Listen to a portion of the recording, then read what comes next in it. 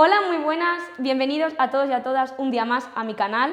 Hoy estoy muy bien acompañada por una compañera de la carrera que se llama Nadia Pérez, que luego hablaremos con ella para especificar un poco más sobre lo que vamos a hablar, que es la flexibilidad cognitiva. ¿Qué es la flexibilidad cognitiva?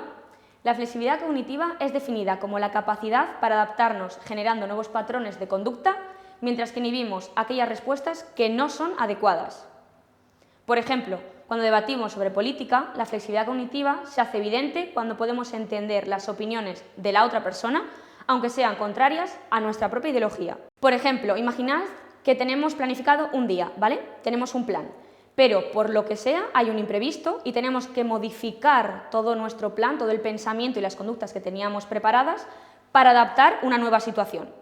Es decir, adaptamos nuestras conductas, pensamientos y nuevos estímulos, situaciones o casualidades que van cambiando o son inesperadas. Diferentes autores lo definen como habilidad para analizar múltiples aspectos de los estímulos a la vez o actuar de forma no automática y ser capaz de adaptarse a los cambios, reconstruyendo así metas, estrategias y planes. Por lo tanto, somos capaces de cambiar los medios y los fines en el momento adecuado para evitar el fracaso, anticipar errores o corregir tras los errores. Otra definición sería la capacidad que tiene nuestro cerebro para adaptar nuestra conducta y pensamiento a situaciones novedosas, cambiantes o inesperadas. Es importante saber que cuando hablamos de flexibilidad cognitiva hablamos de un continuo, es decir, que habrá días en los que seremos más flexibles y otros en los que seremos más rígidos.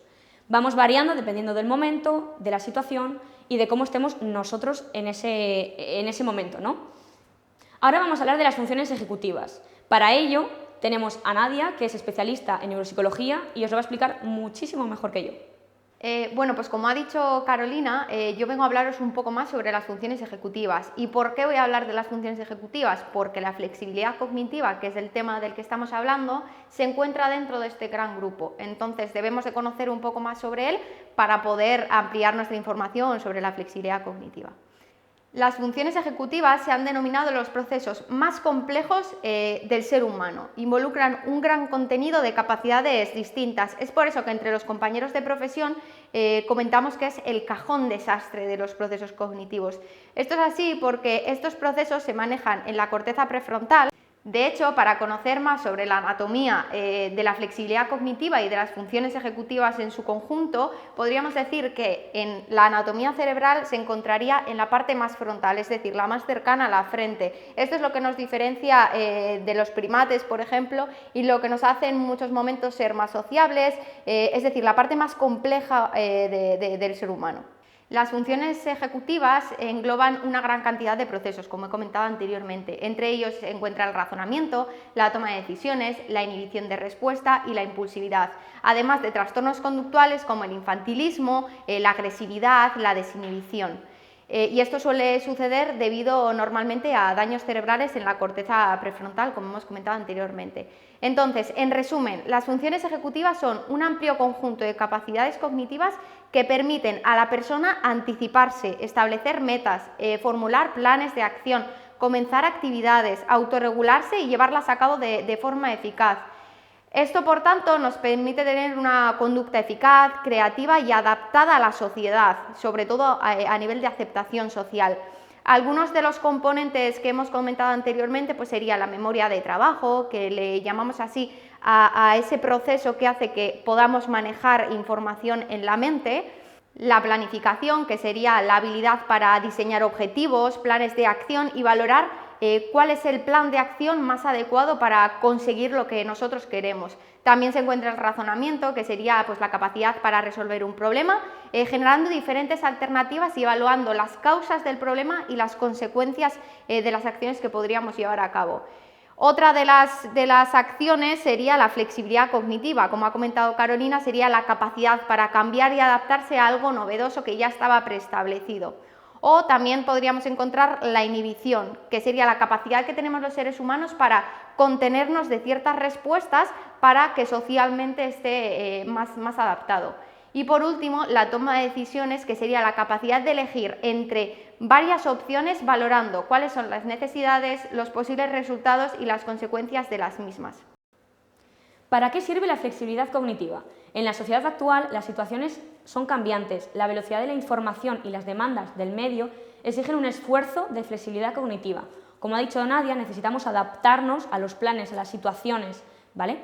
Y esto no solamente forma parte de la flexibilidad cognitiva, sino que involucra otros muchos procesos. Nuestro cerebro cambia a través de nuestras experiencias, se amolda a nuestro ambiente. La mayor parte de las cosas que hacemos en nuestra vida cotidiana, en nuestro día a día, son rutinas y hábitos. Nuestro día a día es parecido o incluso automatizado. Esto nos transmite sensación de seguridad. Vamos a poner un ejemplo. Cuando fue la pandemia y estábamos en cuarentena, muchos psicólogos y psicólogas aconsejaban crear rutinas y hábitos. ¿Por qué? Precisamente por lo que hemos dicho ahora, para combatir la sensación de malestar e incertidumbre que daba esa etapa de confinamiento. No sabíamos qué iba a pasar, por lo cual crear unas rutinas nos ayudaba a saber que lo que íbamos a hacer iba a estar encadenado con otra cosa, ¿vale? Esa incertidumbre no iba a ser la misma. Nos daba seguridad. En la vida a veces surgen imprevistos o cambios de planes. De hecho, cuando no tenemos cambios de planes en nuestro día a día, ¿no? Si yo he quedado con una amiga para ir al cine, voy a coger el coche y no me arranca, ¿qué hago? Pues bueno, puedo coger un taxi, pero claro, igual el coste es mucho mayor que el beneficio. Es decir, coger un taxi y pagar mucho más dinero, más luego el cine y demás, me va a salir peor. Entonces, ¿qué puedo pensar? En otras soluciones. Igual hay autobuses, o igual me meto en una página de autobuses para ver si hay horarios que me lleguen más fácil, o igual tengo algún amigo que me puede acercar. Entonces, tenemos que intentar ver qué opciones tenemos y cuál de ellas va a ser la mejor, la más adecuada. ¿Veis? Ante un problema se generan varias alternativas. La primera opción fue el taxi, pero igual no era la más acertada para mí. Entonces, igual invirtiendo un poco más de tiempo he encontrado una opción más ventajosa, en este caso, pues que me lleve una amiga o un autobús. No nos hemos quedado con la primera opción, hemos barajado otras posibilidades, incluso hemos visto lo que hemos dicho antes, ¿no? Los beneficios que puedo tener. Todo esto es gracias a la flexibilidad cognitiva. En los estudios se ha demostrado que la flexibilidad cognitiva nos ayuda desde que somos niños, ¿vale? Desde la niñez. ¿Por qué? Porque según vamos creciendo, vamos creando conocimientos, aprendizajes que están condicionados por nuestra sociedad y nuestra cultura. Entonces, ¿qué hace la flexibilidad cognitiva? Nos ayuda a modificar, a poder debatir, a poder construir otras opciones en base a esos valores que podemos ir cambiando según vamos creciendo. En definitiva, la flexibilidad cognitiva es la capacidad que nos ayuda a responder y adaptar nuestra conducta y pensamiento a las necesidades del entorno y que además genera diferentes alternativas. ¿Y qué ocurre si tengo algún tipo de patología? Bueno, pues si hablamos de flexibilidad cognitiva, ¿podemos hablar de trastorno mental o de problema psicológico? Pues la realidad es que sí. Por ejemplo, en el trastorno de la conducta alimentaria, en la ansiedad o en la dependencia emocional existen muestras de un amplio rango de rigidez cognitiva. Como hemos dicho antes, la falta de flexibilidad sería esa rigidez cognitiva, que es un componente que sí que puede estar presente en personas que sufren, por ejemplo, problemas de alimentación. Esto tiene costes y dificultades en la recuperación y, por lo tanto, en su calidad de vida. Los psicólogos normalmente intentamos generar un cambio en las ideas y en las valoraciones de los pensamientos, y si no existe cierta flexibilidad cognitiva es complicado para nosotros poder acceder a un cambio. Asimismo, cuando hay rutinas de vida muy rígidas, al final no hay lugar a innovar, a los eventos inesperados, y eso nos puede generar mucho malestar e incluso ansiedad cuando nos surge un imprevisto. Es importante ver en qué punto nosotras y nosotros estamos. Ahora te pregunto a ti, que estás viendo esto, ¿cómo ocurre la flexibilidad cognitiva en tu vida? ¿Qué ocurre cuando tienes una idea preestablecida y esa idea es diferente en otra persona? No tiene por qué ser un tema complejo como hablar de ideas políticas, puede ser algo más común, como que uno quiere ir al cine y el otro quiere ir a dar un paseo. Y en un conflicto, si quiero resolverlo, tengo que pensar también cómo lo está viviendo la otra persona, cómo lo vivo yo, incluso cómo lo puede estar viviendo una tercera.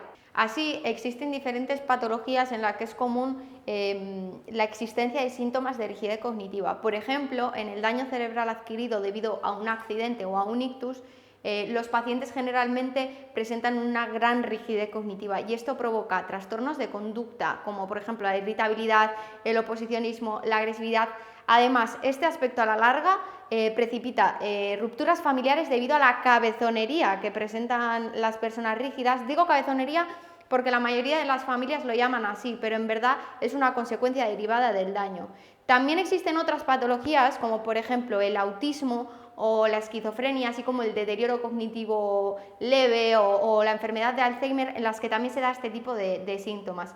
En la vida diaria de un adulto sin patología existen personas con mayor capacidad para flexibilizar las acciones y menor flexibilidad. Este hecho va más acorde con un tipo de personalidad que con un tipo de daño a nivel cerebral, como hemos comentado antes, de las estructuras. Todos somos capaces de flexibilizar las acciones, pero depende de múltiples factores. ¿Accederemos a ese cambio o no accederemos? ¿Cómo podemos desarrollarla? En la vida diaria tenemos que ser flexibles para ser eficaces. Para optimizar nuestro rendimiento es útil hacernos preguntas sobre posibles acciones. Por ejemplo, ¿de qué otra manera puedo resolver este problema? ¿Podré obtener mejores resultados desarrollando otras alternativas? Así analizamos cada situación, con sus pros y sus contras, y podremos aumentar nuestra eficacia.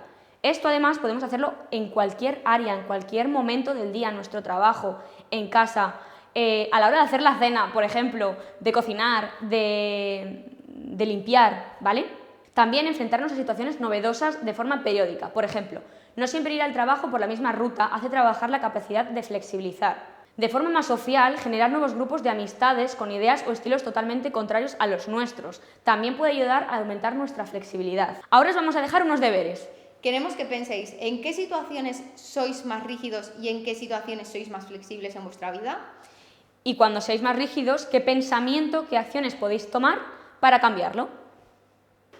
Bueno, hasta aquí el vídeo de hoy. Esperamos que os haya gustado mucho. Cualquier comentario, sugerencia que queráis hacernos, podéis dejarlo en los comentarios o en nuestras redes sociales que estarán por aquí. Y nada, nos vemos en la próxima. ¡Adiós!